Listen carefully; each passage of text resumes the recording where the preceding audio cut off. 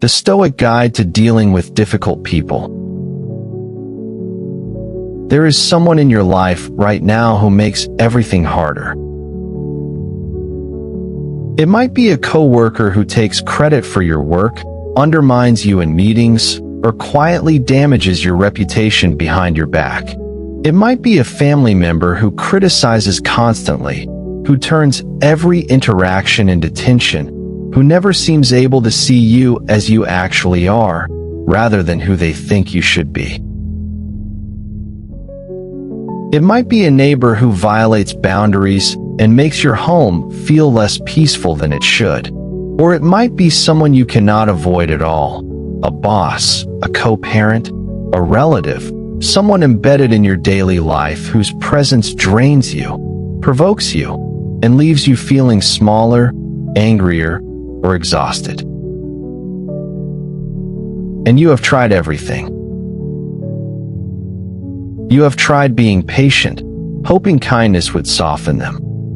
You have tried explaining yourself more clearly, believing that if they just understood your perspective, something would change. You have tried setting boundaries, only to have those boundaries ignored, challenged, or turned against you. You have tried avoidance, but circumstances keep pulling you back into contact. You have tried confrontation, which either escalated the conflict or accomplished nothing at all. You may have even tried changing yourself, becoming quieter, more accommodating, less visible, hoping that would finally bring peace. And nothing works. They remain difficult, and you remain stuck in a dynamic that feels draining, toxic, and impossible to resolve. Here is what makes this so painful. This person is no longer just part of your life. They have moved into your mind. You replay conversations with them. You imagine future confrontations. You rehearse what you should have said. You anticipate their next move. Your body reacts at the mere thought of them. Long after they are gone, they are still taking up space inside you. And here is the truth that changes everything. You cannot control this person, but you can stop them from controlling you. The Stoics understood this problem intimately. They lived among difficult people, often with no ability to escape them. Marcus Aurelius dealt with incompetent generals, treacherous advisors, and hostile senators while ruling an empire under constant threat. Epictetus lived as a slave under cruel masters and petty rivals. Seneca navigated the violent, paranoid politics of Nero's court, surrounded by people whose survival depended on betrayal. They could not quit. They could not cut contact. They could not disengage. So they developed something far more powerful than avoidance, a way to deal with difficult people without becoming bitter, without losing their humanity, and without surrendering their inner peace. This is not about being passive. It is not about tolerating abuse. It is not about pretending difficult people are not difficult. The Stoic approach is far more precise, far more demanding, and far more freeing than that. And to understand it, we have to begin with a shift in how we see the difficult person. This is the mental shift that makes difficult people lose their power over you. Marcus Aurelius practiced a reflection every single morning. He would remind himself, "Today I will meet people who are meddling, arrogant, dishonest, jealous, and ungrateful." At first glance, this sounds pessimistic, even cynical. But Marcus continues with something far more important. He explains that people behave this way because they do not understand what is truly good or truly harmful. They are mistaken about what matters in life. And because of that confusion, they act in ways that damage others and themselves. This is the Stoic insight most people miss. Difficult people are not difficult because they are uniquely malicious. They are difficult because they are confused.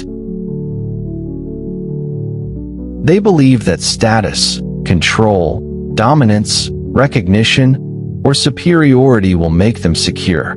They believe that putting others down elevates them. They believe that winning interactions matter more than being just. These are not moral failures alone. They are philosophical errors. The person who constantly criticizes you believes worth is comparative. The person who gossips believes information is power. The person who steals credit believes recognition is identity. The person who violates boundaries believes their needs outweigh others' autonomy. Understanding this does not excuse their behavior. It does not require you to tolerate it, but it does change how you experience it. Their actions stop feeling like a personal attack and start appearing as the predictable behavior of someone operating from a distorted view of life. Epictetus warned his students that if someone handed their body over to a stranger, they would be furious. Yet they freely handed their mind to anyone who provoked them. The difficult person is not invading your peace by force. They are being granted access through your reaction. The real question is not why they are the way they are. The real question is whether you will allow their confusion to disturb your inner stability. This is where most people exhaust themselves unnecessarily. You cannot control the difficult person. You cannot make them reasonable. You cannot force insight, empathy, or self-awareness into someone who does not possess it. You cannot manage their reactions, regulate their emotions, or fix their character. Every attempt to do so costs you energy, clarity, and peace.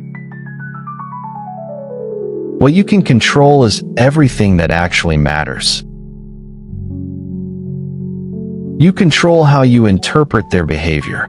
You can see it as proof that something is wrong with you, or you can recognize it as someone acting from limitation and confusion. You control how you respond. You can react with anger, resentment, or pettiness, or you can respond with composure, boundaries, and self-respect. You control what access they have to you. You may not be able to remove them from your life, but you can often limit how much of your time, attention, and vulnerability they receive. You control your expectations. You can continue hoping they will suddenly change and suffer repeated disappointment, or you can accept reality and adjust accordingly. And most importantly, you control your character. You decide whether their behavior pulls you into bitterness, dishonesty, or cruelty, or whether you remain grounded in who you want to be. Marcus Aurelius captured this perfectly when he wrote that choosing not to feel harmed is itself a form of freedom. External actions may still occur, but your inner state does not have to collapse in response. This is the Stoic discipline, and it is not easy. The natural reaction to a difficult person is to become difficult yourself. When they are rude, you grow sharp. When they manipulate, you retaliate. When they diminish you, you look for ways to diminish them back. And in doing so, something subtle but devastating happens. You allow them to shape who you become. The Stoic refuses this. You remain honest even when dealing with dishonesty, not naive honesty, but clear and grounded truthfulness. You remain kind without becoming a doormat. You remain just without becoming cold. You do not mirror their worst qualities simply because they abandoned their own. Seneca was blunt about this. The best revenge is not to be like your enemy. If their behavior turns you bitter, they have already won. If it makes you close, cynical, or cruel, they have succeeded in something far worse than any insult. They have changed you. Stoicism is about refusing that outcome. Setting Stoic boundaries. Boundaries are not unkind. They are an expression of wisdom. A Stoic boundary is not an attempt to control another person's behavior. It is a commitment to govern yourself. You identify what you need to maintain your peace and integrity. You communicate that boundary clearly and calmly, without excessive explanation or emotional charge. And when the boundary is crossed, you enforce it consistently. This is where most people fail. They set boundaries, hoping the other person will understand, agree, or approve. Stoicism teaches you to release that expectation entirely. The boundary exists for you, not for them. They may react badly. They may accuse you of being cold or unfair. They may escalate. Their reaction is not evidence that the boundary was wrong. It is evidence that the boundary was necessary. Epictetus warned that if you wish to improve, you must be willing to be misunderstood. This applies especially here. You do not need to be seen as reasonable by someone who has consistently behaved unreasonably. When you cannot leave. This is the hardest part. Sometimes you cannot walk away. You still have to interact. In these situations, the Stoics practiced what Marcus Aurelius called the inner citadel, a place within that remains untouched by external chaos. You engage only as much as necessary. You depersonalize their behavior. You maintain emotional distance without hostility. You stop seeking validation, understanding, or approval from someone incapable of offering it. And before each interaction, you prepare yourself. You remind yourself who they are, how they tend to behave, and what is within your control. This removes shock and disappointment and replaces them with clarity. Here is the paradox most people struggle with. Compassion is not for the difficult person. It is for you. Hatred keeps you tied to them. Anger prolongs their presence in your mind. Compassion loosens that grip. Seeing them as confused rather than evil does not excuse them. It simply prevents their behavior from poisoning you. It allows you to protect yourself without being consumed by resentment. Marcus Aurelius understood that those who act unjustly are ultimately harming themselves by damaging their character. When you see this clearly, outrage gives way to something quieter: distance, clarity, and resolve. Stoicism does not demand endurance at any cost. Wisdom sometimes requires leaving.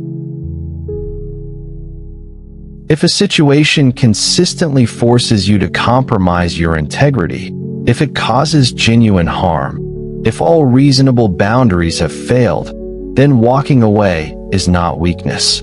It is discernment. The Stoic does not remain in burning buildings to prove resilience. They recognize when a situation is incompatible with virtue and act accordingly. Difficult people have power over you only to the extent that you give it to them. They may control circumstances, but they do not control your character. They may provoke, but they do not command your responses. They may behave badly, but they do not get to decide who you become. This is Stoic freedom. Not the absence of difficulty, but the refusal to be ruled by it. You will encounter difficult people. This is not unique to you. It is part of the human condition. The question is not whether they exist, but who you will be when you face them. Will you let them erode your peace, or will you protect your inner citadel? Will you allow their confusion to become your confusion, or will you act from clarity? Will you let their vice corrupt your virtue, or will you remain grounded in who you choose to be? You cannot change them, but you can remain unchanged by them.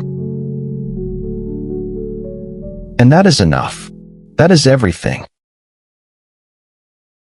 If this helped you see your situation differently, sit with it today.